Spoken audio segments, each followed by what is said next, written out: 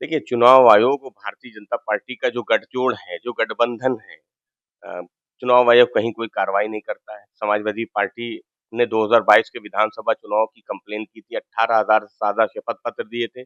आज तक चुनाव आयोग ने कोई कार्रवाई नहीं की।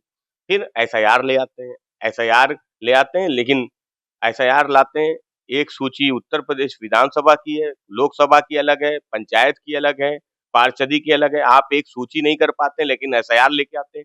क्या ये एसआईआर हर बार जब चुनाव उत्तर प्रदेश में होगा, पंचायत चुनाव होगा, फिर एसआईआर होगा, पार्षद का चुनाव होगा, फिर एसआईआर होगा, लोकसभा का चुनाव होगा, फिर एसआईआर होगा?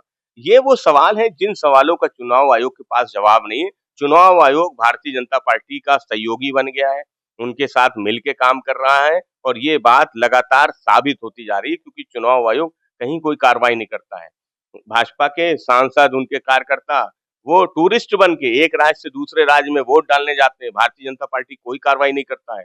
चुनाव के बीच में लोगों के अकाउंट में पैसे आते जाते हैं, वोट के बदले नोट जैसी प्रक्रिया चलती है, चुनाव आयोग खामोश रहता है। तो ऐसे चुनाव आयोग को और क्या कहे समाजवादी पार्टी? इन पे कोई भरोसा नहीं रह गया है। देश की जनता चुनाव आयोग पे जो उनका भरोसा था वो पूरी तरह से उनका टूट गया। देखिए, जो बात और जो जो आरजेडी के लीडर कह रहे हैं, समाजवादी पार्टी समझती है वो असंभव नहीं है, क्योंकि जिस तरह से चुनाव आयोग की भूमिका है, चुनाव आयोग कहता है कि ईवीएम चेक कराई जाती है, लेकिन जिस समय पे पोलिंग हो रही होती है, पहली ईवीएम के बाद दूसरी, तीसरी जितनी ईवीएम इस्तेमाल होती हैं, किसी ईवीएम को जो कार्यकर्ता हैं, जो एजेंट रहते हैं, उनको चेक नहीं कराया जाता। वो ईवीएम आती हैं और ये भरोसा करना पड़ता है चुनाव आयोग पे कि चुनाव आयोग निष्पक्ष है, पारदर्शी तरह से उस चुनाव को करा रहा है।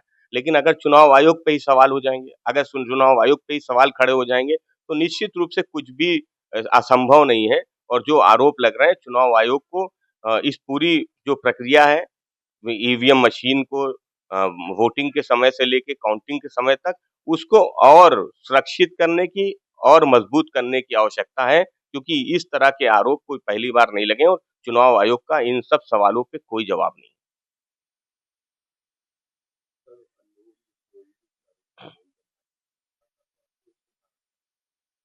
देखिए, समाजवादी पार्टी समझती है कि देश में कई घटनाओं में जो मूसेवाला भी वाली भी घटना थी, उसमें भी इनका नाम आया था, लॉरेंस बिश्नोई और उनके गैंग का।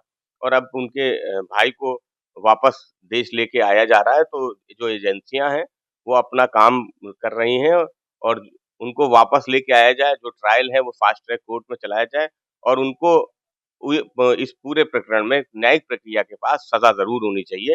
यहाँ वापस लेके आके बिरयानी खिलाने की जो परंपरा रही है, उस वो परंपरा नहीं निभाई जानी चाहिए। देखिए, समाजवादी पार्टी समझती है कि एजेंसियाँ अपना काम कर रही हैं। जो भी दोषी हैं, दिल्ली ब्लास्ट को लेके, उनको उन पे सख्त कार्रवाई होनी चाहिए। कोई भी आरोपी वो बचना नहीं चाहिए और कोई भी दोषी उस पे कार्रवाई नहीं होनी चाहिए। लगातार एजेंसियाँ अपना काम कर रही हैं, एजेंसियाँ गिरफ्तारी कर रही हैं, जो लोग इन्वॉल्व हैं, उनकी अरेस्टिंग हो रही है। तो समाजवादी पार्टी समझती है एजेंसियाँ अपना काम कर रही हैं, लेकिन समाजवादी पार्टी की चिंता देश की आंतरिक सुरक्षा को लेके है, बाहरी सुरक्षा को लेके। लगातार देश में घटनाएँ हो रही हैं, कहीं कश्मीर में घटना हो रही है और अब देश की राजधानी दिल्ली में घटना हो रही है। देश की सरकार को ये बात ज़रूर बतानी चाहिए कि इतना बड़ा इंटेलिजेंस फेलियर था, आखिर भारतीय जनता पार्टी की सरकार ने किस पे ये की ज़िम्मेदारी किसकी है, किस पे कार्रवाई की गई और देश की आंतरिक और बाहरी सुरक्षा को और मजबूत करने की ज़रूरत है। और एजेंसियाँ लगातार गिरफ्तारी कर रही हैं, लगातार अपना काम कर रही है और जो भी दोषी हैं, उनकी गिरफ्तारी होनी चाहिए, उन पे कार्रवाई होनी चाहिए। देखिए, आदरणीय नीतीश कुमार जी अ, जब बिहार के मुख्यमंत्री की शपथ लेने जा रहे हैं, तो हम समाजवादी पार्टी उनको बधाई और शुभकामनाएँ देती है। क्यों नीतीश कुमार जी समाजवादी सोच के नेता रहे हैं और हम समाजवादी लोग ये उम्मीद करते हैं कि उनके राज में, जब भारतीय जनता पार्टी से उनका गठबंधन है, तो उनके राज में जो पीडीए का हक है, पिछड़ों का, दलितों का, मुसलमानों का, वो हक उनको मिलता रहेगा, क्योंकि जहाँ-जहाँ भाजपा की सरकारें हैं, वहाँ-वहाँ पिछड़ों पे, दलितों पे, अल्पसंख्यकों पे अत्याचार हो रहे हैं।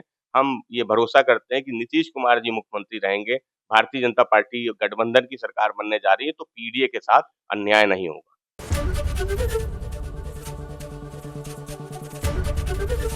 एबीपी गंगा, खबर आपकी, जुबान आपकी।